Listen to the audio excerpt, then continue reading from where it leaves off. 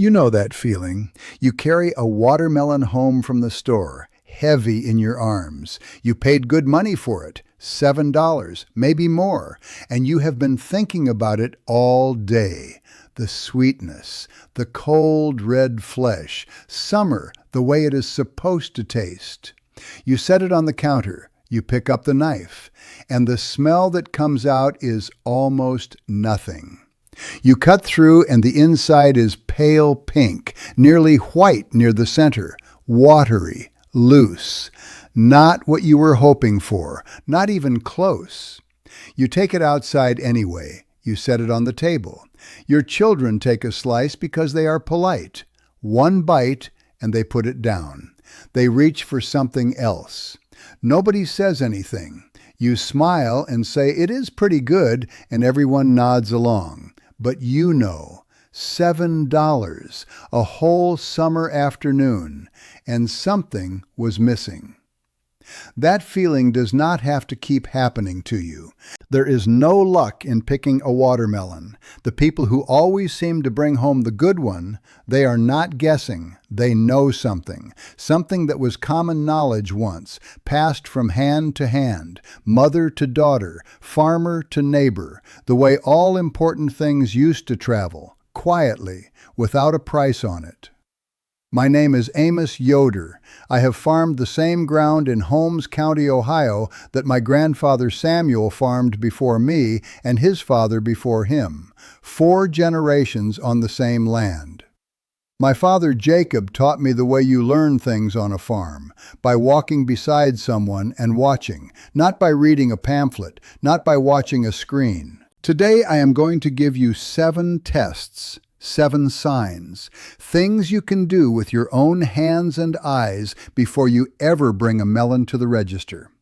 Some of them work anywhere: a supermarket parking lot, a roadside stand, a farmer's market. Together, they give you a near complete picture of what is inside that green rind. Stay with me through all 7, because the last 2 are the ones most people have never heard. And they are the ones the careful old folks never skipped. The first test: turn the watermelon over. On the underside, the side that sat on the ground while it grew, you will find a patch of different color. Farmers call it the field spot. It is simply the place where the belly of the melon rested on the earth, shaded from the sun, while the vine was feeding it sugar day after day. Look at that color. If it is white, pale green, barely yellow, that melon was picked too early. The vine had not finished its work. Someone cut it loose because it was large enough to sell, not because it was ready. If that spot is a deep, creamy butter yellow, the color of old ivory, the inside of a cantaloupe, that is a melon the vine released on its own terms. It sat in the field long enough. The sugars settled. The flesh deepened. This is the most important of the 7 tests. If you could only learn one thing from everything I tell you today, let it be this one: 3 seconds. Free, and it will save you from 9 out of 10 disappointing melons. The second test: look at the stem end. If there is still a bit of stem attached, look at its color. Is it brown and dry and curled? That is a melon the vine let go. When a watermelon is truly ripe, the vine begins to die back at the point of connection, the small curling tendril that grows right beside where the fruit attaches. It turns brown. It dries out completely. The plant is finished with the melon. It sent everything it had. If the stem looks green, still moist at the break, that melon was cut. Someone made the decision to harvest it, not the vine. And that melon, no matter how long you leave it on your counter, will never finish ripening. Now, I want to be honest with you. In most grocery stores, you will not find a stem still attached. They are trimmed away before shipping. But at a farmer's market, a roadside stand, sometimes a farm store, you will find them. When you do, that is gold. A dried brown tendril next to a deep butter yellow field spot is two things pointing you in the same direction. That is the melon you carry home. The third test. Hold the melon in both hands. Find the spot directly opposite the field spot, the crown of the melon. Press your thumb there, gently, the way you press a peach at the market to see if it is ready, just enough to feel what is underneath. A ripe watermelon has a slight give, not soft, not spongy, just a small living resistance, a faint spring under your thumb, as though something inside pushed back. If the rind feels like the side of a cast iron pot, rock hard, the flesh inside is still starchy. The sugars have not broken down. It will taste pale and hollow. If the rind gives too easily, soft under your thumb, the flesh inside has begun to break down. It may be grainy, separated. Sometimes you can smell something faintly off from these even before you cut them. What you want is that slight spring, firm but not rigid, alive but not collapsing, the same in-between you feel in a peach that is exactly ready. The fourth test. Curl your fingers and knock your knuckles against the middle of the melon, the widest part, the belly. Listen to what comes back. A ripe watermelon sounds hollow, deep, like tapping the side of a wooden barrel, a resonant boom that seems to come from somewhere inside. There is substance behind it, but also space. An unripe melon gives back a flat, tight thud, dense. Like tapping a block of wood, the flesh is still too compacted to ring. An overripe melon sounds padded, muffled, like tapping something wrapped in cloth. The inside has begun to break down. Now, here is what most people do wrong. They thump it once and try to decide. The sound is subtle enough that one thump in isolation does not always tell you what you need to know. What the old folks did was thump 2 or 3 melons in a row, any two sitting near each other in the bin. Listen to the difference between them. One will ring differently than the other. Once you hear the contrast, the hollow sound becomes unmistakable. You are not just listening for a sound, you are listening for a comparison. My grandfather Samuel used to say, "The melon will sing if you let it." Most people tap once and walk away before the song is finished. The last 3 tests. These are the ones the careful old folks never skipped. And the last one, the webbing, is the one that surprised me most when I first learned it. The 5th test. Find 2 watermelons of roughly the same size. Lift one in each hand. Or lift them one at a time and compare the weight. The heavier melon is the sweeter melon. A ripe watermelon is about 90% water. The denser with water it is, the more the sugars have concentrated throughout the flesh. A melon that feels surprisingly heavy for its size has finished its growing cycle. It is full. A melon that feels lighter than it looks has either dried out in storage or was underdeveloped to begin with. Thin on flesh, heavy on rind, short on sugar. When you pick up a melon and it surprises you with its weight, heavier than your hand expected, pay attention to that feeling. That is information. Your hands know more than you realize once you start listening to them. The 6th test. Set the melon down and look at it from a little distance. A well-ripened watermelon is symmetrical, smooth, uniform from end to end. Round melons are round. Oval melons are evenly oval. The curves are consistent. It looks, in a simple word, complete. Now here is something most people have never been told. The shape of a watermelon is determined almost entirely by how well it was pollinated. Watermelons need bees to carry pollen from flower to flower. The bees must visit the flower repeatedly, multiple times, to ensure even fertilization throughout the whole fruit. When the bees do their work well, every section of the melon develops evenly. You get a smooth, symmetrical fruit with even sweetness in every bite. When pollination is poor, some sections develop more than others. The melon grows lumpy, lopsided, irregular, and inside the flavor is uneven to match, sweet in one section, flat in another. Bees decide which melons are sweet. That is not something I made up. That is simply the truth of how the fruit grows. When you choose a smooth, symmetrical melon, you are choosing the one the bees completed. The seventh test. Look at the surface of the rind. Some melons are clean and smooth with only their striped pattern. Others have something more, a network of fine brownish lines running across the skin.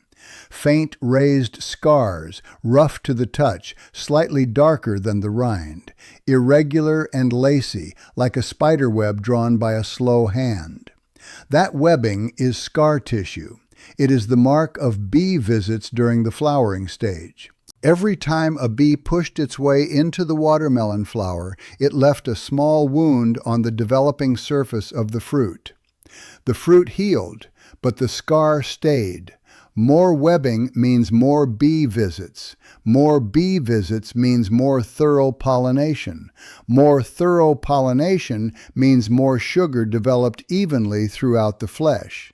A melon covered in webbing, rough, scarred, almost ugly on its skin, is very often the sweetest melon in the pile. A melon with a perfectly clean, smooth rind received fewer bee visits. The skin looks better. The fruit is often less sweet. This is the piece of knowledge that surprises people the most, because you have been trained all your life to choose the prettiest fruit, the clean one, the unblemished one. And with watermelons, the prettiest melon is often not the sweetest. The melon that looks like it has been through something, rough and scarred and covered in the evidence of the bee's work, that is the one you want. I did not always know these things. Early in our marriage, Ruth and I were at a farm stand, a large pile of melons, maybe 30 of them. Ruth's mother, Martha, walked up beside us. In the time it took Ruth and me to discuss 2 melons between ourselves, Martha had moved through nearly the whole pile. 4 minutes, 30 melons. She lifted some, turned others, pressed, thumped, looked at the bottoms, ran her fingers along the sides. She picked one, set it in the wagon. 1 out of 30. I asked her, "Martha, how do you know?" She looked at me the way a patient woman looks at someone who has been trying too hard. She said, "Amos, the melon tells you everything. You just stopped listening." That one melon. The field spot was the color of old butter.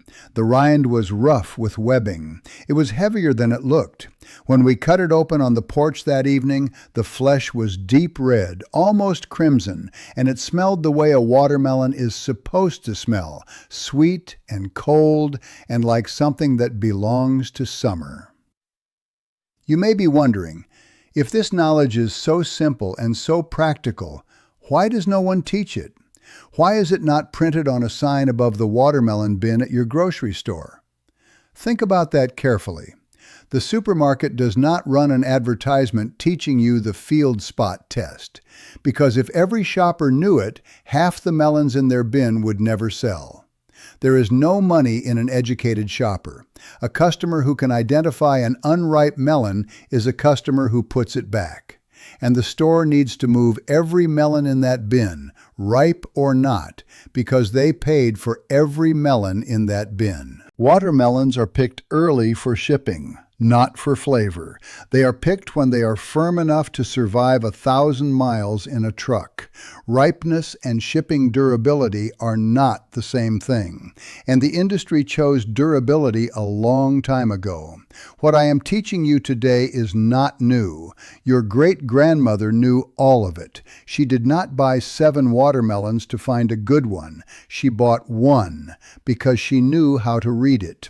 That knowledge did not disappear because it became wrong. It disappeared because it became inconvenient for the people selling the melons. Not for you. Never for you. Here is what I want you to do this week. Go to wherever you buy produce. Do not buy the first melon you touch. Give yourself 3 minutes. Turn every melon in your size range upside down and look at the field spot. Set aside the ones with white or pale spots. From what remains, lift 2 at a time. Feel the weight. Find the heavier one. Look at the skin. Find the one with the most webbing.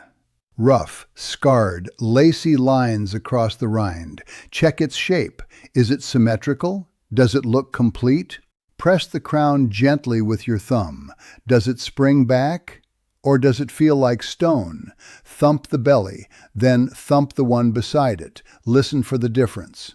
You do not have to use all 7 tests every single time, but the more you use them, the more natural they become. After a season of practice, this will take you 90 seconds, and you will never carry home a pale, watery melon again.